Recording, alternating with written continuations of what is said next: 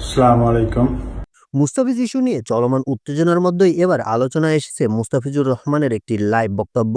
যে লাইভ বক্তব্যে তিনি খুব খোলামেলা ভাষায় নিজের অবস্থান তুলে ধরেন। লাইভে মুস্তাফিজ বলেন তিনি নিজের মূল্য জানেন এবং আইপিএলে বড় অঙ্কের চুক্তি পাওয়ার কথাও উল্লেখ করেন।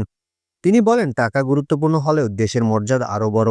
বর্তমান ভারত বাংলাদেশ পরিস্থিতি বিবেচনায় আইপিএল বয়কট করাও তার কাছে ভুল মনে হয় না।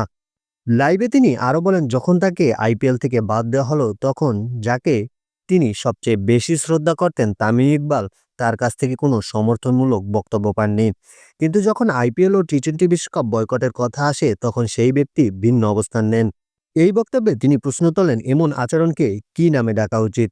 ভারতের দালাল? সেটি দর্শকরাই বিচার করুক। এই লাইভের পর সামাজিক যোগাযোগ মাধ্যমে ব্যাপক আলোচনা শুরু হয়। কেউ মুস্তাফিজের অবস্থানকে সাহসী বলছেন, আবার কেউ বলছেন এভাবে প্রকাশ্যে ব্যক্তিগত অভিযোগ তোলা পরিস্থিতিকে আরো উত্তপ্ত করছে।